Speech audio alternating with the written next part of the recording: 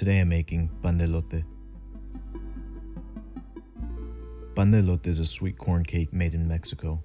It's dark and crispy on the outside and soft and moist on the inside.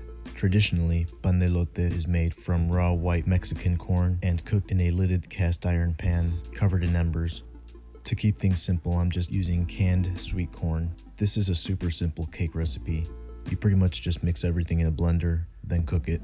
Some people simplify it further by mixing the corn with prepared pancake mix in place of the other ingredients. Into a blender, we're adding 4 eggs, 2/3 of a cup of sugar, 7 tablespoons of butter, a 1/4 teaspoon of salt, 1 teaspoon of baking powder, 1 teaspoon of vanilla extract, 1 tablespoon of flour, and blending until smooth. Now, we can add the corn to the mix. I like my pan de elote with a little more texture, so I'm waiting until the other ingredients have been blended smooth before adding the corn. I'm adding 3 cups, or about 2 cans of drained sweet corn to the blender and pulsing, just until I get a consistency like this. Some people add nuts into their mix. If you have some, you can mix those in now. I'm just going with this today. I'm cooking this on the stove in a cast iron pan with a lid. This was a mistake, but we'll get into that later. Let's preheat our pan slightly before adding in roughly a tablespoon of vegetable oil and 2 tablespoons of butter. Melt the butter, trying not to let it burn, and coat the bottom of the pan. Now we can pour in our cake batter, cover, and let cook on medium-high heat for 10 to 20 minutes, or until no longer liquid, checking it until it's firm enough to flip. Set a plate upside down on the pan and flip.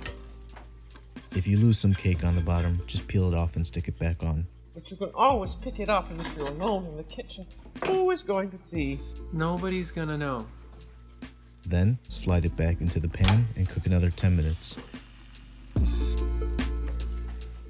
Once that's done cooking, we can once again flip it onto the plate and serve. This is where I realized my mistake. I use this cast iron pan for cooking all kinds of things. It retains some of those flavors, so unfortunately, my cake crust had a slight garlicky flavor. Now that's not to say this method doesn't work, just that you should use a pan you don't cook savory food in. A better way to do this would be to bake it. I made a smaller batch of cake batter, ingredients in the description, and buttered and floured a 6-inch cake pan. I then poured the batter into the pan, dropped it onto the counter a few times to get as many air bubbles out as possible, and put it into a preheated 375-degree oven for 45 minutes, after which I let the pan sit in the oven until both the oven and cake were almost entirely cooled, about 3 hours. Now that we've cooled the cake, we're loosening the edges using an offset spatula, flipping onto a small plate, and giving it a couple small pats to release,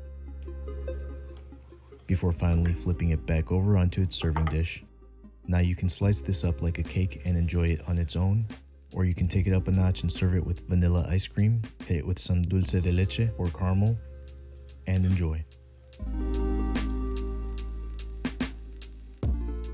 Thanks for watching. Hope to see you next time.